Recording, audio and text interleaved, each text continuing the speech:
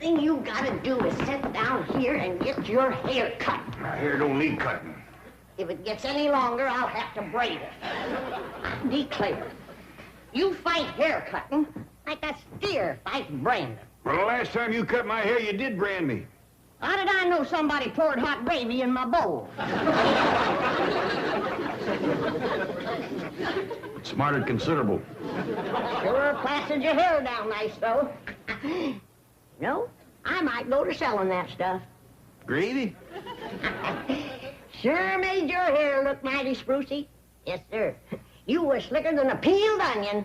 It smelled like one, too. I'd go to selling that stuff. I could put an ad in one of them catalogs. If you want the girls to stop and stare, put Granny's gravy on your hair. All right, Granny, come on. Let's get on with it. Hey, Uncle Jed, you're getting your hair cut. Thanks for telling me, Jethro. Well, that's all right. Furnish, Jethro. What's going on? Is there going to be a wedding or something? I could be the way that Sonny Drysdale is a sparking Ellie Mae. Oh, he's with her right now, up by the cement pond. I better get right out there and keep eyeing. Now, you sit still and leave those young'uns alone. Can't you remember how it was when you was a boy? Yeah. I better get right out there. It's broad daylight. And besides, they swimming. No, they ain't. He's just sitting on the bank, and he's a-holding her hand. What an interesting hand you have. I see a man, a handsome Harvard man. Where? Right there on your heart line.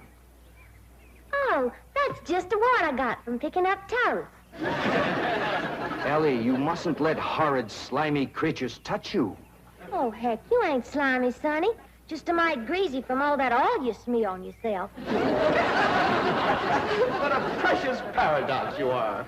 What a charming contradiction. You look pure Park Avenue and you speak pure Tobacco Road. That good? Good, it's fascinating. You're a challenge to me, you child of nature. You are the raw clay from which I will mold a perfect woman, worthy of a perfect man. Me. You know Shaw's Pygmalion? I don't even know Shaw, let alone his pig. Oh, you woodland sprite! You forest little bird. You are so refreshing after all those intellectual types of Vassar and Wellesley. You make me feel superior. That good? Good? It's divine.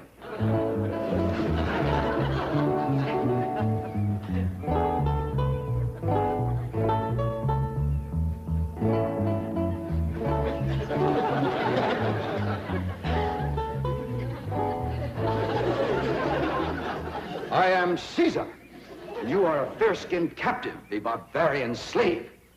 Shall I drag you through the streets of Rome behind my chariot? Oh, shall I throw you into the arena with my lions? No, Caesar has other plans for you, my little savage. You shall be my slave, yes, but only the invisible bonds of love shall make you my prisoner. Come, I shall strum upon my lyre and recite odes to your beauty. What say you to that, fair maiden? How speak you now to mighty Caesar? I declare, Sonny, you're more fun than a bucket of tadpoles. I declare you're wiggling worse than a worm in a bait bucket. You want your daughter to be an old maid? Of course not. Next year she'll be too old to get a husband. She's almost 18. You're not old. Sure is. She done waited too long, Uncle Jed. Why, no boy wants to marry up with a middle-aged woman. Ellie Mae can get herself a husband anytime she wants to. Why, she's the purtiest and... Now, don't get your old feathers riled up, you old rooster, you. Ellie Mae will be all right if you just leave her alone. Well, I ain't sure Sonny Drysdale's good enough for her. He's considerable older than she is. Well, don't worry about that, Uncle Jed. His family lives a heap longer than most folks. Yeah? Yeah. Sonny told me that there's been a member of his family living in Boston since 1632. Well, that rascal's over 300 years old. He was a greening you. Yeah, you sure swallowed a whopper. No, ma'am. Sonny's honest. Why, he's so honest, he has to have somebody do his lying for him. Do his lying for him. Yes, sir. Well, I heard him call through the hedge to Ellie. He says, I'm coming over to serenade you, and I'm gonna bring my lyre. Come, fair maiden, and I shall sing of your golden tresses, and your azure eyes, and your skin of alabaster, and your other charms that set me aflame. You mean you really burn it? Yes, dear one, and only you can put out the fire. Okay.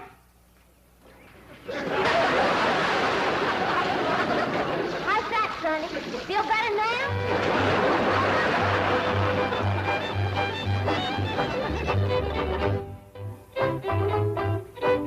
All right, Jethro, you're next. Oh, hi, Ellie Mae. Where's Sonny? Well, he run home to his mama. You didn't throw him down and hurt him again, did you? Don't you know, Pa? He caught fire, so I wetted him down in the pond. Sound like you done the right thing. How'd you catch fire? He said it was my charms that fit him to burn it. What charms was you toting? Well, just my sack of crawdad bones and my buckeye. We never heard of crawdad bones and a buckeye starting a blaze. What happened to your rabbit's foot? I didn't have it. There you are. You can expect trouble when you ain't toting a rabbit's foot. You know what my teacher over at Pot School said about toting a rabbit's foot? What? She said it's a superstitious invocation contradicted by scientific knowledge. It's always nice to know you ain't been doing something foolish. Don't you worry none, Ellie. You go jump into a purty dress, and I'll walk you up a love charm that I guarantee will bring Sonny Drysdale back. Yes, I am, Mother. I'm going back. Johnny, darling, you're delirious. Here, bring some of this penicillin. I'll send for an ambulance. Mother, I am perfectly all right. Of course you are, precious. A nice rest in an oxygen tent is all you need. I don't need an oxygen tent or an ambulance. All right, just relax. And Mumsy will call the police. Police? But of course. I mean, to have that violent, dangerous girl arrested for attempted drowning. Mother, you will not call the police. I'm going back there right now to see Ellie Mae. Ah, darling, that's very brave of you, but you're in no condition to make a citizen's arrest. Mother, I'm not going to arrest her. I want to help her, to work with her, to tutor her. What? She's like a wild, wonderful jungle cat, and I'm going to tame her. Sonny, you are delirious. I'll call the doctor. Mother, mind is made up. That girl needs me. For the first time in my life, somebody really needs me. I need you. The whole world needs you. Ellie Mae Clampett needs me, and I need her. I'll be her Pygmalion, and she'll be my Galatea. Sonny, you're not becoming emotionally involved with that creature. She's not a creature, Mother. She's a girl. A wild, wonderful, beautiful, ravishing girl. Yes, I am becoming emotionally involved. I forbid it. She's not socially acceptable for my baby.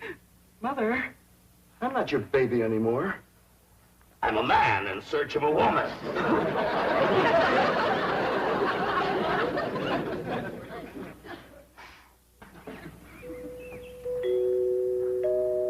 There goes that music again. Did you ever find out where that's coming from? No, sir, I didn't. Every time I went to looking for it, somebody always come to the door. This time I'm gonna find it for sure. You see? Oh, bonjour, Jethro. Oh, howdy, Miss Hathaway. No. When I say bonjour, Jethro, you say bonjour, Mademoiselle Jane. Now say it. Bonjour, Mademoiselle Jane. Bonjour, Mademoiselle Jane. That's very good, except for the mwah sound. It must be soft. Mwah. What? No. Watch my lips closely. Mwah. Try that. What? Try it again. What? That's closer. Try again. Moi. Once more. Moi. Close in on her, Jethro. Oh, Mr. Clampett, I was attempting to teach Jethro to articulate the Gallic diphthong. No matter what fancy name you call it, he ain't very good at it. He'll learn. But now to the purpose of my visit. Is Sonny Drysdale here? No, but he will be. Granny's out in the kitchen whopping up a love charm for Ellie to give to him. She said it'll bring him on the run. Mr. Clampett, I am reluctant to disillusion you about so-called love charms, but they are mere superstitious invocations and have been proved to be completely ineffective. Granny sets great store by him.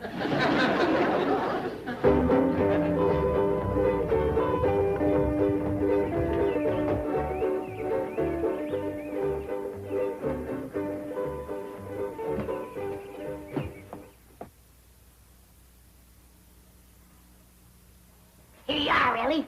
One guaranteed love charm. Guard it with your life.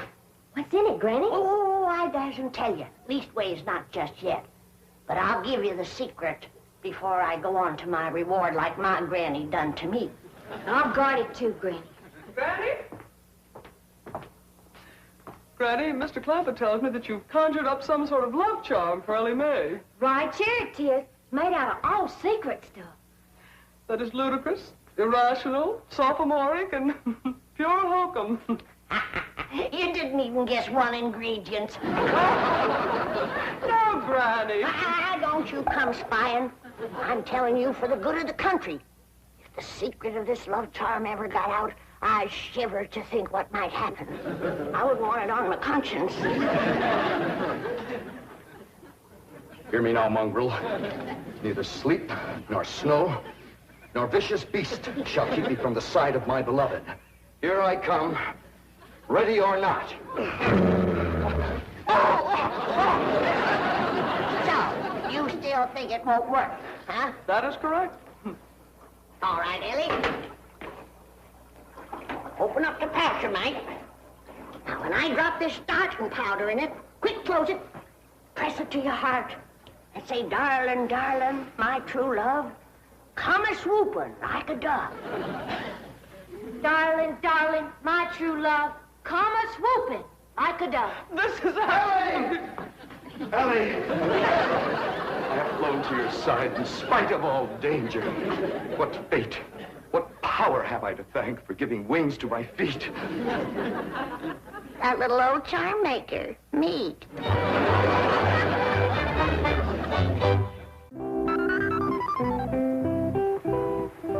And now we shall begin the transition from Tobacco Road to Park Avenue. Now you watch me closely and I'll show you how to develop perfect posture and grace of movement. Ah, Kipling. Well, do you like Kipling? I don't know. I ain't never kippled. Oh, you are a challenge, you ravishing rustic, you child of nature. Now here, you try it. There we are. Now walk. Go. You'll have to try that again. Now sit down. Now watch me. We walk as though upon a cloud, and we glide with lissom grace. And as we walk, we always keep a smile upon our face. What's he doing? That there is something called Kipling. He's trying to learn it to Ellie. Now, this is how you sit in a chair, smoothly and gracefully. There ain't no chair where he's a-sitting. I know. What do you reckon's wrong with that rascal?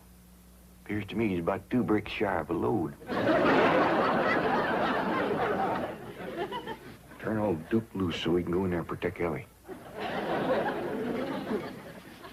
Now we'll practice diction and intonation at the same time.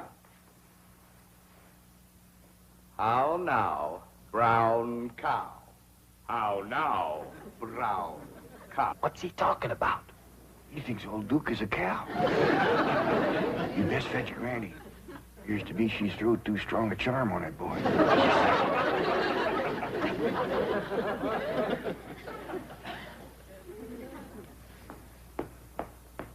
There you are. One guaranteed charmer. Now, you hold the bag while I sift in the starter. I know this is all a lot of absolutely ridiculous nonsense. Please hurry. Darling, darling, my true love, come a-swooping like a dove. I better open this door before he busts it in. Miss Jane! Here he is. Granny's love charm is too strong. Don't fight it. It's bigger than both of us. Circled on me. Granny, come quick. The love charm you throwed on Sonny Drysdale was too strong for him. Thank you, Granny. How now, brown cow? How now, brown cow? How now, brown cow? How now, brown cow? How's it going, Uncle Jed? Bad. Now he's got Ellie believing old Duke is a cow. Like the charm, Granny? I reckon so. I'll sprinkle him with some let-go powder. While you're at it, will you sprinkle some on Miss Jane? She's shutting off the blood tomorrow. How now, brown cow? Secret powder, white as snow, make the charm of love let go.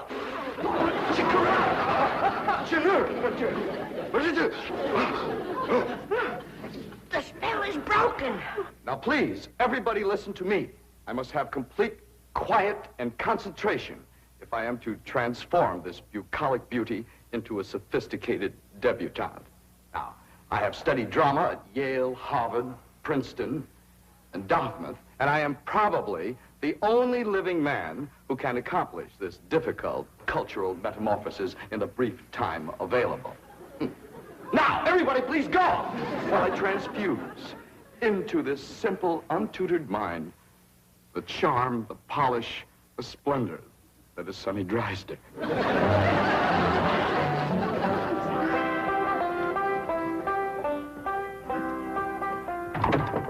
Jed? Hi, Granny. Is Ellie and Sonny still in that room alone? It was the last time I was listening, a couple hours ago. They was talking about the rain in Spain, a land in the plain.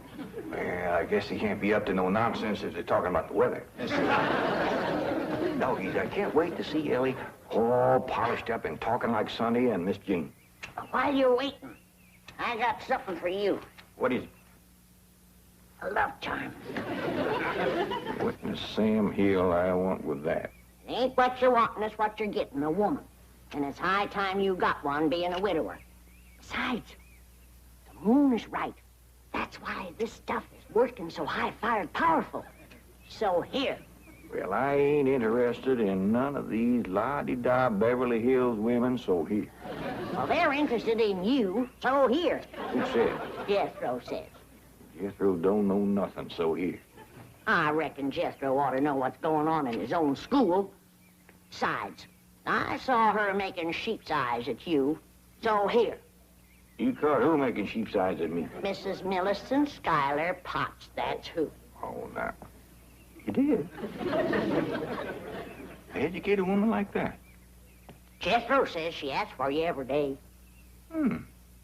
Oh, what she want with an old mountain goat like me? If I was to put a little starting powder in there, and you was to say the magic words, no woman could resist you. Oh, I don't hold with stuff like this. You're scared, ain't you? Oh, I ain't scared. Then go ahead. I double dog dare you. Well, Open the pouch, you might. Now, well, this is just a lot of doggone nonsense. close it tight, clamp it to your heart, and say the words.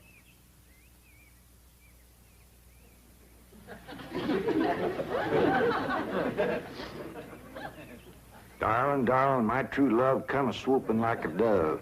Where is he? Where's my dog? It's Mrs. Drysdale. Where is he? Oh, where is he? Oh, I tried to stay away, but I could not.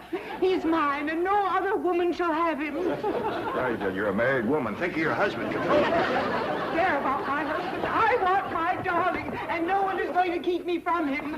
I sure hate to have to do this, but... Sonny, where are you, Sonny? He's inside with Ellie Mae. Now, if you just calm yourself down, I'll go and get him. Keep it coming, Miss Johnson. Howdy, Ma. Was you a-hollering for me? They brainwashed you.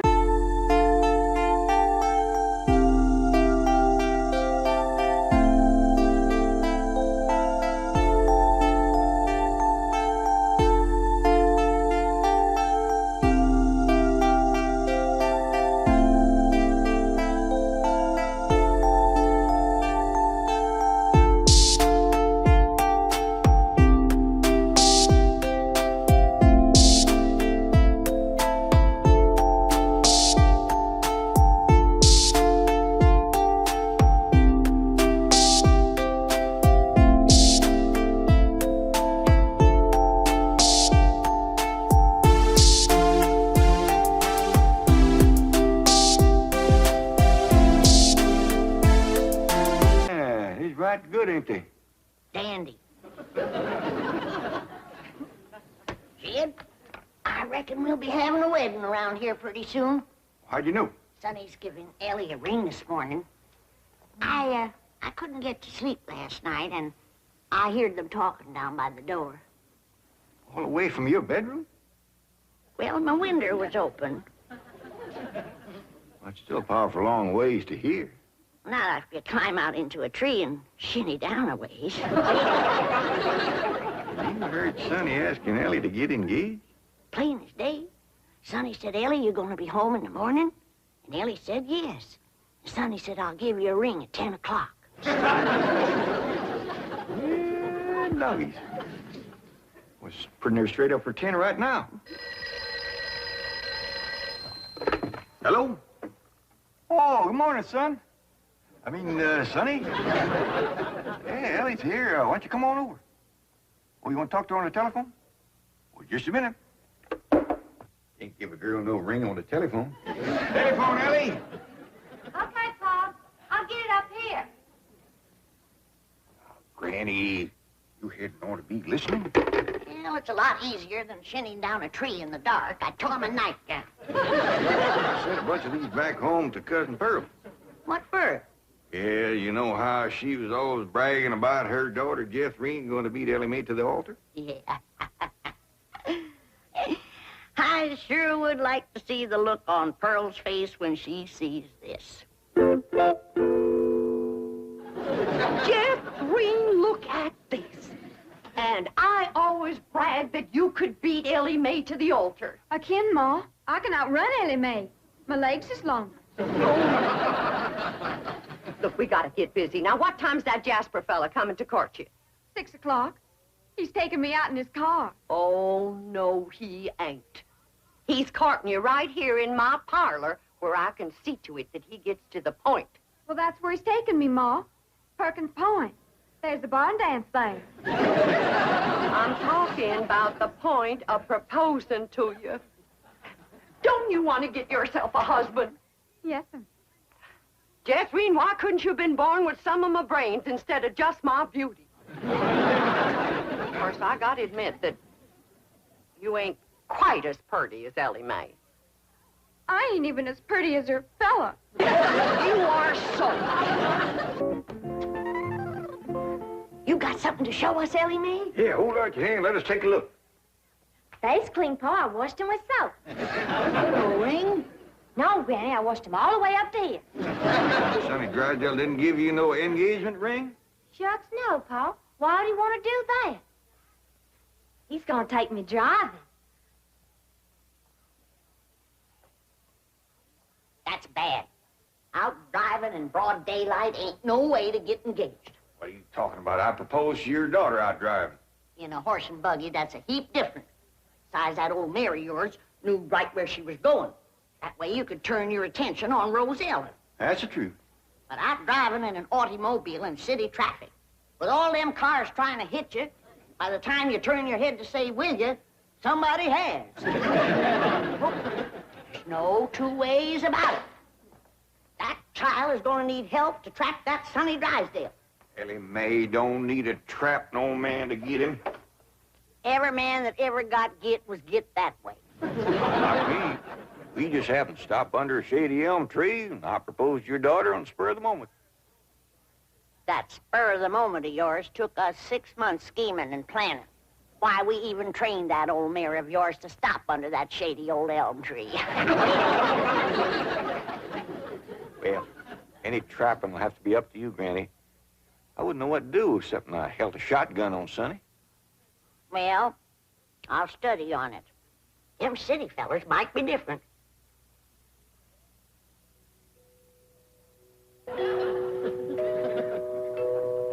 Jed, you reckon we'll ever find out where that music comes from? I reckon if we keep a looking.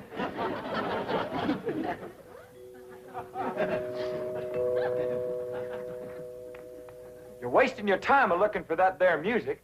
I've looked for it a dozen times, and before you can find it, somebody will come a-rapping at the door. See? Told you. Oh, hi, Sonny. Greetings, all. Ellie Mae ready? She sure is. She's been ready since she's been 14. I beg your pardon? Oh, Ellie Mae, Sonny's here. What we want to know is, are you ready? Well, I sure hope you young folks have a dandy drive.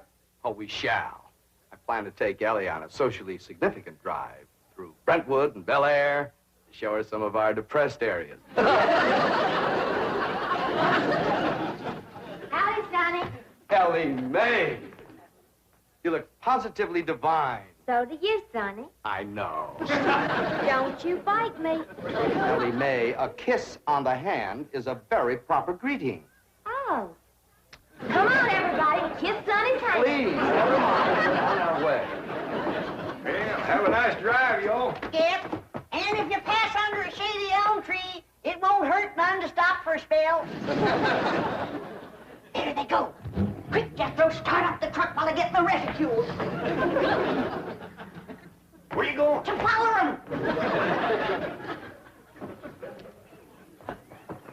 Now, hold on, you two. You can't follow Sonny. He'll see you. They won't know who we are. We'll be wearing dark glasses. He'll think we're a couple of Beverly Hills movie stars out for a drive. Come on off that truck. Come on.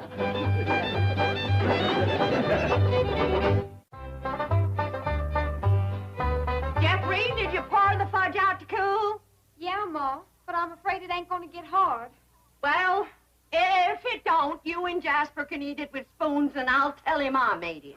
You done dressing? Yeah, Ma. Well, come on in here and let me see how you look.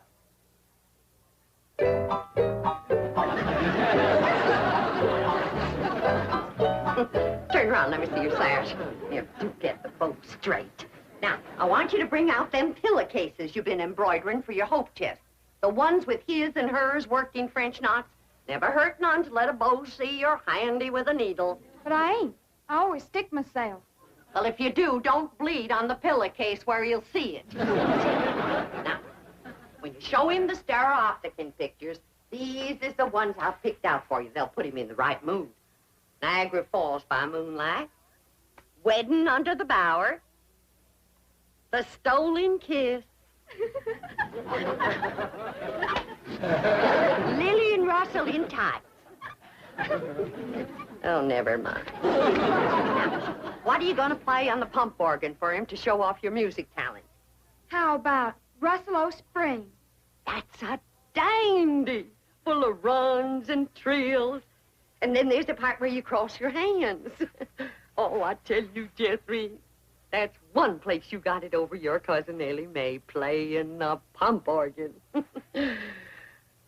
Them hands can stretch pert near 2 octaves. And them feet is made for pumping. Well, it's almost time for Jasper to get here. How do you feel, darling? I feel like I'm gonna throw up.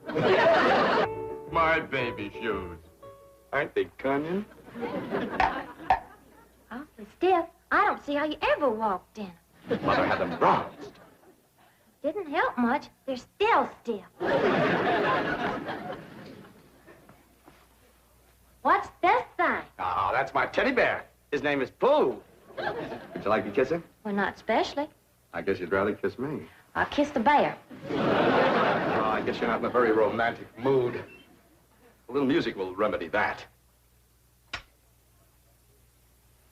like to dance? I ain't never tried. Well, you're in for a divine experience.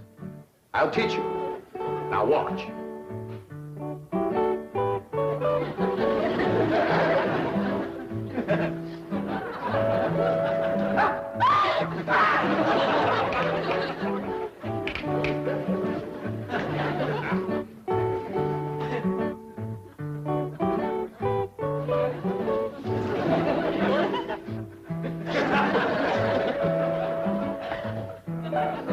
How do I look?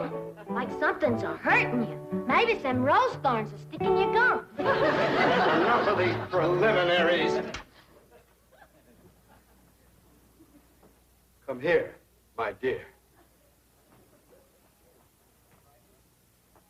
Are you frightened? No, and I ought to be. Yes, you're in great danger. How come? You're in a man's room alone. No, I ain't. You're here. You are not playing the game. Still feeling sick to your stomach, darling? Yeah, Ma. Well, I went down to the cellar and I drawed off some homemade elderberry wine. Ain't nothing in the world better for settling a queasy stomach. Of course, according to the rules, you shouldn't touch spirits till your wedding day, but I guess in case of an emergency, a little swallow won't hurt.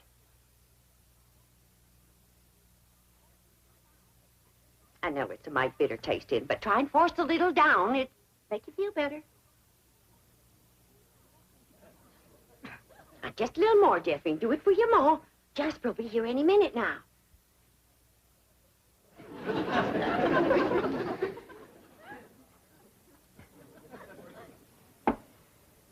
Even better? A little. I got it figured how we get you to play the pump organ for you. I know just what he'll say when he walks in, because everybody does. He'll say, "Why, I declare, that's a mighty fancy pump organ you got there." And I'll say, "Why, thank you. I'm mighty partial to pump organ music." And then you say, "Why, I'll play something." And then you sit down and you play like you never played before. You understand? Yes'm. There he is. You ain't gonna throw up, are you? I'll try not.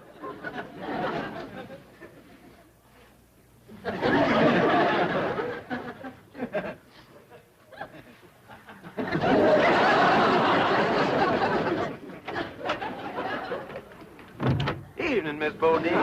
Why, Jasper Depew, what a surprise. Catherine, honey, look who's here. Evening, Jethrine. Jeffrey's had a little nervous upset. I reckon it's the strain of all those beaux that come a-courting. I swear I gotta sweep them out of this parlor every day. Hey, that's a mighty fancy pump organ you got there, ma'am. Why, thank you. I'm mighty partial to pump organ music. In fact, I'd just love to hear some pump organ music right now. I'll play you some, ma'am.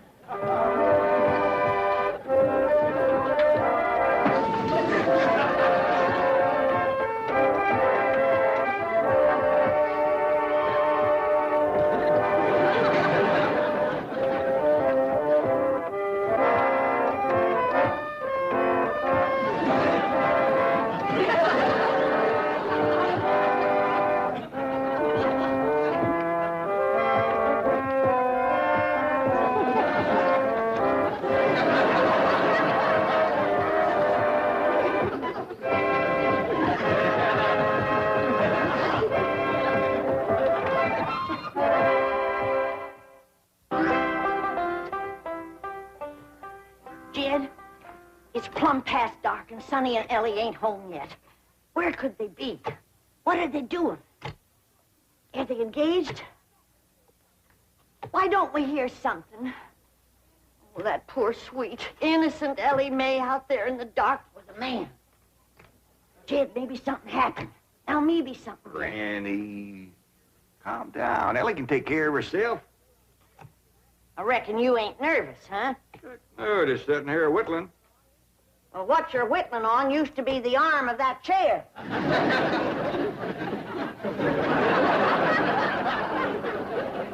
Reckon I am a mite nervous at that. Now, Jed, when they do get home, you and me have got to see that Sonny don't get away without being proper engaged. Granny, maybe we's rushing things. Maybe Sonny ain't ready to get married. Jed, no man is ready to get married. You gotta get him ready. Like you get a steer ready for slaughter. Can't you find something else to compare it to? Well, here we are. I reckon it's time to say goodnight.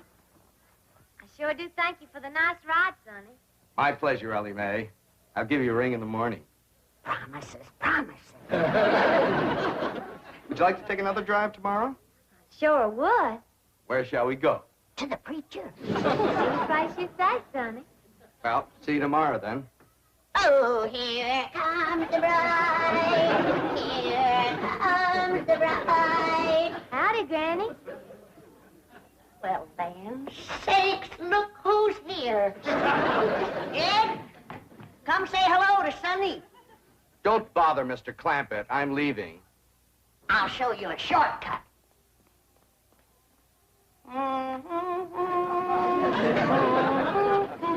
Howdy, Sonny. Good evening, Mr. Clampett. Ed, now's your time to have that talk with Sonny What talk? about Ellie Mae. I got nothing to talk to Sonny about, Ellie. Oh, that's right. I'm the one that's going to talk to Sonny. You talk to Ellie Mae.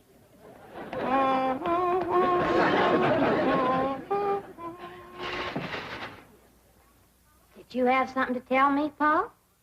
Well, I hadn't planned on it, but maybe now's a good time. Sit down. Ellie, Yeah, Paul? women folks like your granny, your Aunt Pearl, seem to set great store by matchmaking. They just can't rest easy till everybody's paired up, and the sooner the better. Now, your granny wants you to marry up with Sonny Drysdale.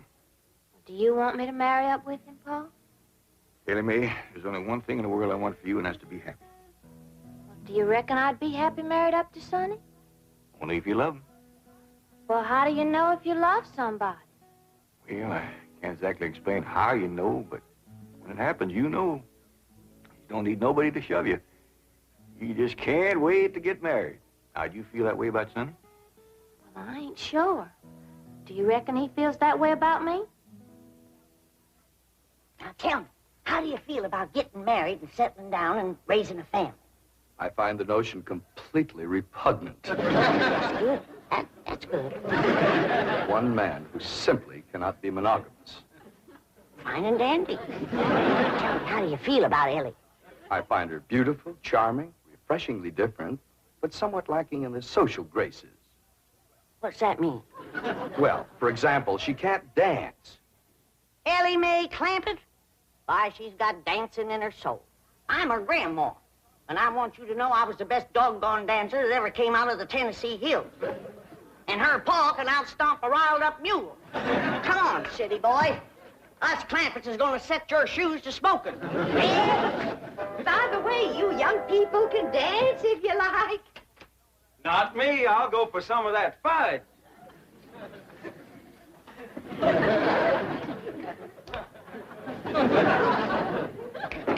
Come on, honey, let's dance. I'll turn on the Victrola for you. Come on, sweetie, let's dance.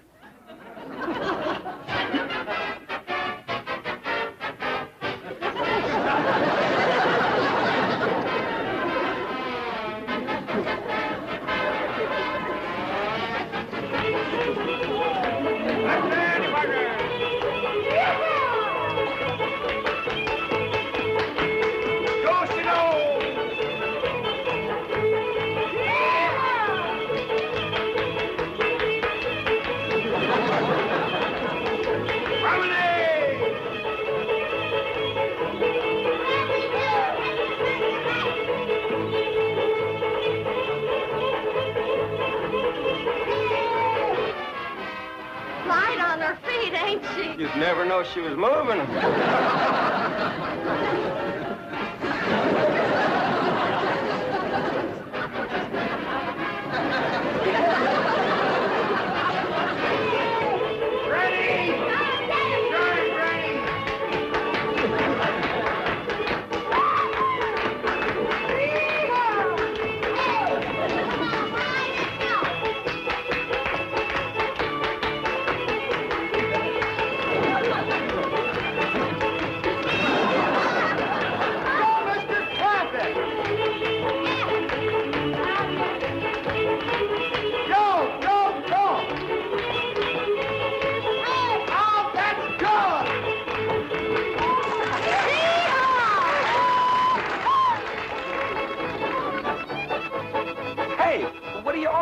for? We're celebrating your cousin Ellie Mae getting married. Is Ellie getting married? She sure is. Really? Who is she marrying? You.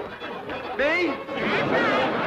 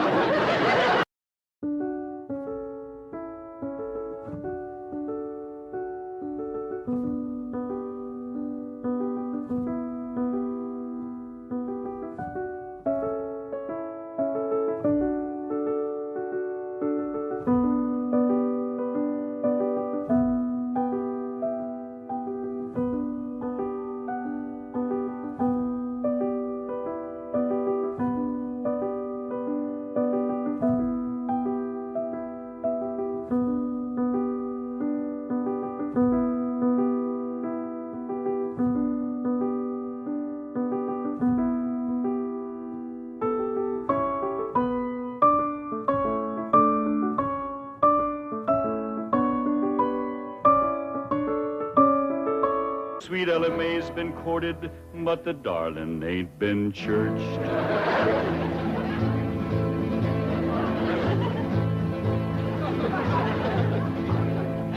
It was young Sonny Drysdale that courted her and fled, and now the Drysdale family will feel hot clampet lead. 'Cause stranger, you don't trifle with a hillman's daughter fair, or you will face his rifle, and he'll deeply part your hair.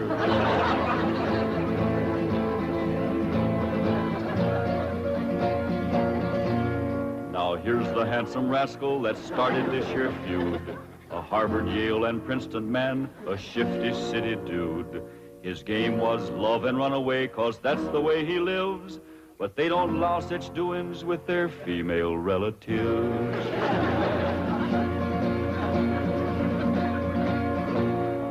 Now they're on their way next door, loaded up for bear. And if my name was Drysdale, I'd be getting out of there. 'Cause mountain justice does demand that when a wrong's been done, the kin of him that done it must also face a gun.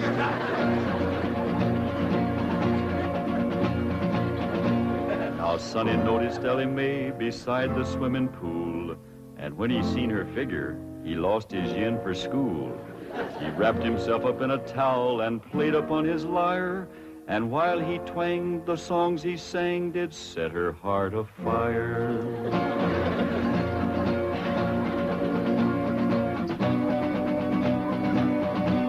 He drove his fancy auto up and took her out to Spark, and all alone, unchaperoned, he kept her after dark. He took her in the parlor and he taught her to be grand. He showed her how to walk and talk and tried to kiss her hand.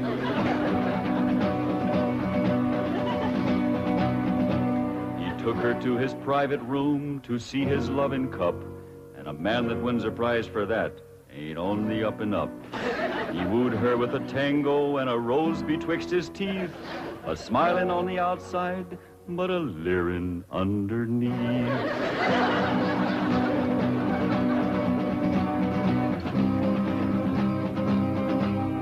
Even had a wedding dance, and he joined in the fling.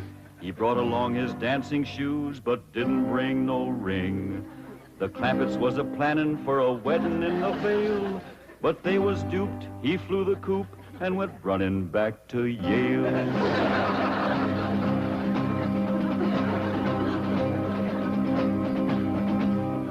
And now the Clampett clan is here to even up the score. I wouldn't want to be the man who opens up that door. He'll have to face their fury, on revenge they are intent. And if his name is Drysdale, his life ain't worth a cent. It's that butler fella. When will you Clampetts learn there are no possums to hunt in Beverly Hills? Ain't possums we's after, it's Drysdale. Well, they're not at home. Mrs. Drysdale returned to Boston with Sonny, and Mr. Drysdale's at the bank.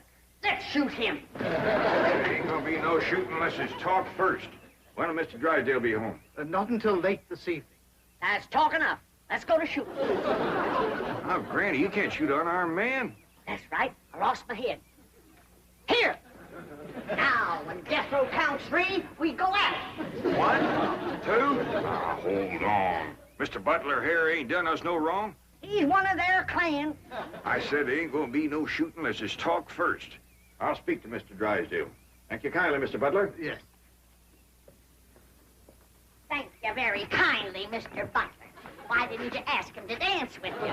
I was ashamed of you in front of these young'uns. Is that any way to learn them feuding? Oh, it takes my family to know how to feud. Why, we drove the Botkins clean out of Napoleon, Tennessee, chased them off, burnt their shack, and shoveled their footsteps off the path. Hot diggity dog. That's what I call feuding. I'm sure proud to come from a family like yours, Granny. That's the Moses family. Too bad our blood is being thinned out, cooled off, and watered down with the Clampett blood. Now, Granny, you just simmer down to a boil. I'll see the right thing is done by my daughter. Jethro, you drive me down to the bank. Drysdale and me will have a man-to-man talk. Ain't you about a man and a half short?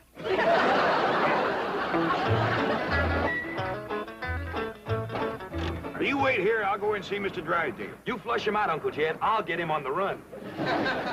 Now, who told you to bring that? Granny, she says there's got to be one fighting man in the family. You just drive around a while and cool off. Pick me up here in about a half hour. Okay, Uncle Jed.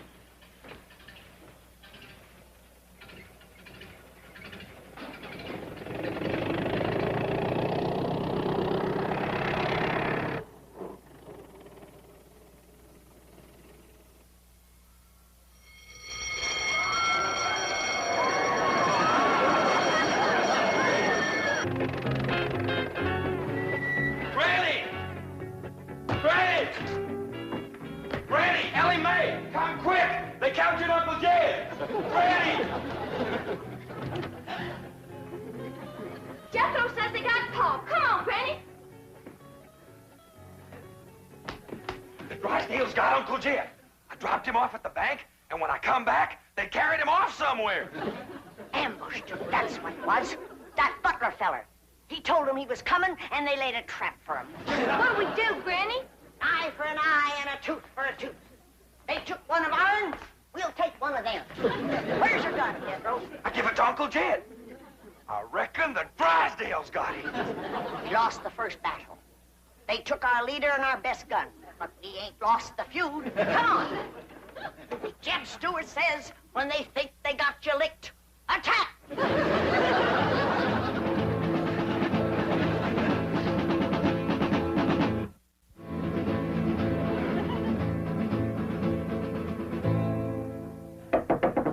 Now, Jethro, when he opens the door, you grab him. Ellie, hold his gun. Yes. Okay, Granny, let's go. Cut me down. Put her down, Jethro. We don't want her. Who don't? We don't. What's going on? There's a feud going on. You know something, Ellie? Feuding's fun. Jethro, put her down. They got one of our men folks. We're going to take one of their men folks. How about we take her along as kind of an extra? No, not unless they captured one of our women folks. Ellie Mae, you go in there and surrender. I ain't gonna do it. Jethro, put her down. How about I towed her as far as home and then let her escape? A little at a time. Wait, what's the meaning of this? He's the one we want. You towed him, Ellie. My arms is full. Put her down before I take you to the woodshed. You look awful busy, Granny. Maybe I should go to the woodshed and wait for you. I think I'd better call the police. Stop in your tracks while you're able to make them. Now you turn around. Walk towards our house. I refuse to take one step. Now, you want to walk or you want to limp? You better run and telephone the police. Never mind her, Jethro. Shoot the telephone wire.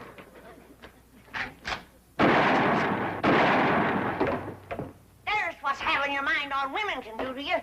It took you 2 shots to get that wire. Oh, Granny, I got 2 wires.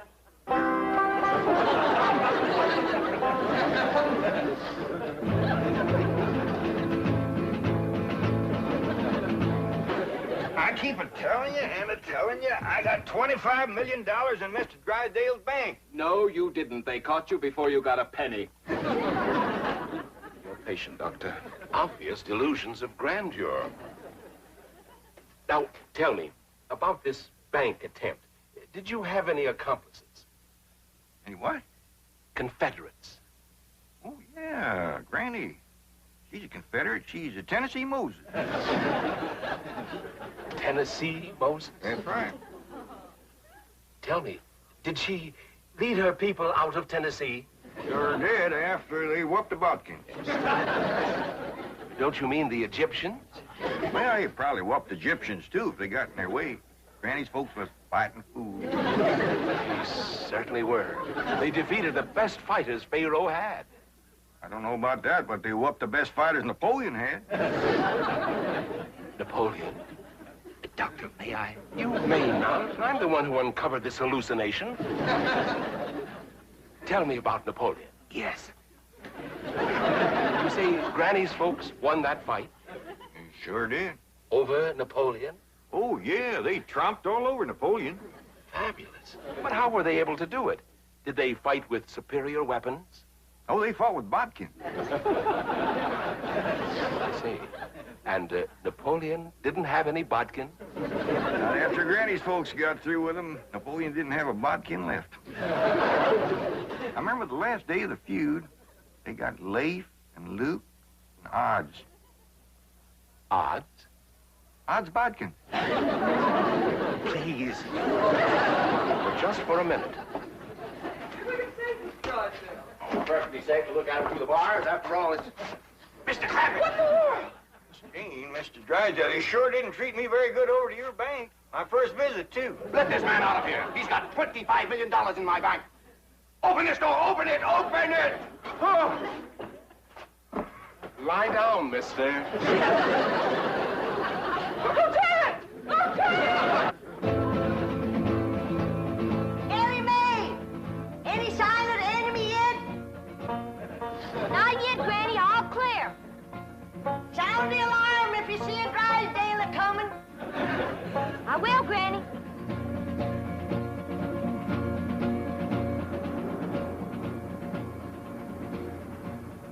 You see, all my employees are trained to be on the lookout for bank robbers. So, naturally, when they saw you walk in with your rifle, their first instinct, well, it appeared to them that was just, well, it was... You're not mad, are you, Mr. Clampett? Well, no, not about the bank, but we's all right upset at Sonny for running off and jilting Ellie Mae. Sonny? Jilted Ellie Mae? Well, that's what we'd call it. He sparked her for 2 weeks running. Took her driving, dancing, held her hand, kept her out past dark. Back where we come from, that's just the same as saying, will you? Provided the girl is 12 or better. Mr. Clampett, you have my word of honor. I had no idea that Ellie Mae or any of you took Sonny seriously. Now, the moment we get to your house, I'm going to telephone Sonny in Boston. Get him on the first plane, and he'll be here tonight to propose marriage to Ellie Mae. Well, now, that sure is going to smooth Granny's ruffled feathers. She's been madder than a barefoot centipede standing on a hot rock. She'll be happy when we get there. Yes, bless her sweet little heart.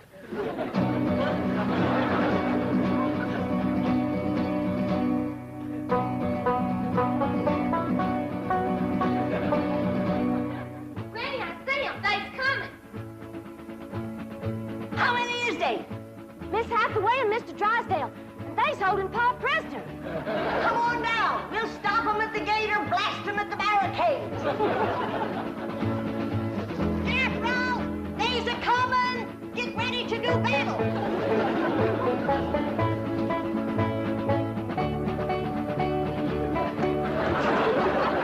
Clear your head in the presence of the stars and birds. They's getting to the gate. Take cover. Everybody inside. We'll shoot at them through the porthole.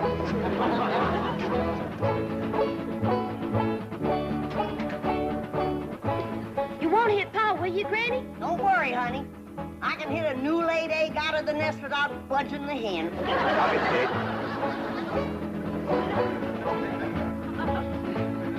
Stop where you are. Stay right there. Granny! It's me, Mr. Drysdale. I'm coming in. Let's get out of here. That'll learn them Yankees who they're feuding with.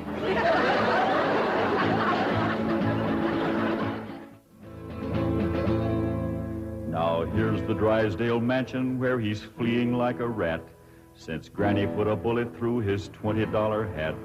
But even here, he can't escape the scourge of Tennessee, 'cause she's got Ellie spying from the tip-top of a tree. Granny, they took Paul over to the Drysdale's house. Come on down. We'll go get him.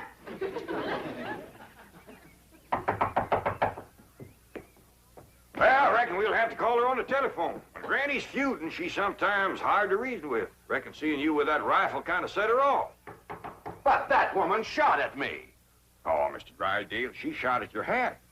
If that little old woman ever goes to throwing lead at you, you'll be casting a polka dot shadow. Marie, Ravenswood, why don't you answer the door? Oh, thank goodness it's you. The Clampetts came and captured Ravenswood. Captured him? Yes. And Jethro picked me up in his arms. He held me and wouldn't put me down. Why? He said he was feuding. Well, now, don't you worry, Marie. We're going to get this whole thing all straightened out. Come on, Jethro. We're going back to the Drysdale's house. Hot diggity dog. That's the part of feuding I like. We're taking you with us, Mr. Butler. And if they've harmed one hair on Jed, that one hair you got will pay the price. Oh, won't you please listen to me? Mr. Drysdale's not feuding with you. He's a peaceful man. He's never shot anything but skeets. Skeets? How many did he get? We did very well. 98 out of 100. That's better than we did with the Bodkins. Ready, Granny? Come on, young'uns. We got our feuding cut out for us. That Drysdale's our shooting fool. Now, Ellie Mae, you carry the flag high and proud. If they shoot you, don't you let it touch the ground. Throw it to Jethro as you're falling. I'll do it, Granny. What'd you do that for? If there's any long-range shooting, they'll think he's one of us and drop him first. Forward, march!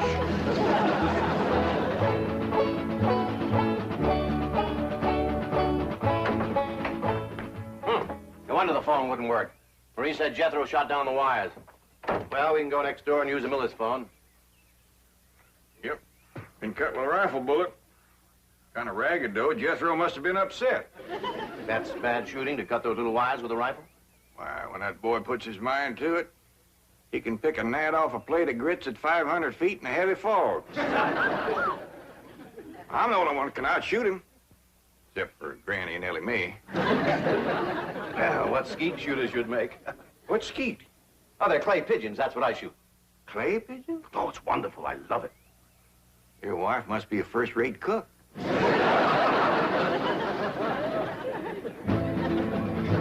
Now here comes Granny's little band to free their leader, Jed. And anyone that blocks their path might just as well be dead.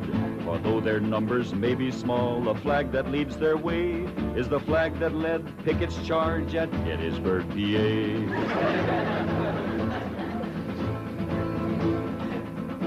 Stop for a minute. I got an idea. We'll use Mr. Butler here as a decoy, and we'll surprise him. What you mean, Granny? You knock on the door, and you yell to him inside that it's you. Then we'll rush in and we'll get Jed. And maybe somebody else, too, huh, Granny? You keep your mind on your feuding. Come on.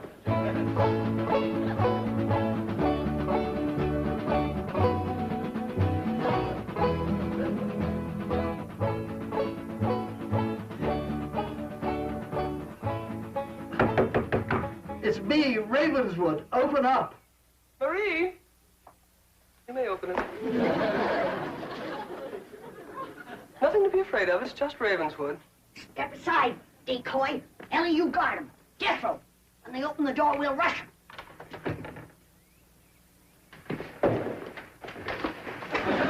Yeah. Where's Jed? What'd you do with him? Talk fast. Oh, he's not here. He's next door with Mr. Drysdale. Search the house, Jethro. Jethro! Jethro! Yeah, Granny? Put her down. She's light as a feather. Put her down and go look for your Uncle Jed. Now go search the house. Jethro, you're unfamiliar with the place. I'll show you around. What'd you do that for? A feud is a feud. Granny, here comes Paul and Mr. Drysdale. I'll pick that varmint off like I picked a bodkin off a rail fence. Hey, what in the world are you doing? I'm guarding a decoy, Paul. Ravenswood, you Boston Yankee, bear your head in the presence of our flag. See, our flag? My family came from Tennessee. Mine did too. Jed, I always did like this man. Why, sure, Granny, and he's going to make Sonny do the right thing by Ellie Mae. What does that mean, Paul? Going to make Sonny come back here and marry you. I don't want to marry Sonny. See, Granny, the whole doggone feud was for nothing. Not altogether, Jed. Why, we might never have known that Mr. Drysdale here was a fine gentleman from Tennessee. Tell me, ever hear of the Moses family? Hear of them? Why, my mother's family feuded with them for years. You mean your mother was a bodkin? Mr. Drysdale, don't ask me why. I just commenced a running. You heard him. Run, you yellow bodkin, I'm a Moses.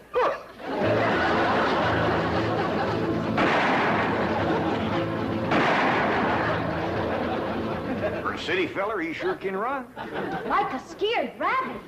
Well, let's go home. What heard that? Oh, listen, Granny. I heard you and Uncle Jed talking about what to get me for Christmas. This here'll save you shopping.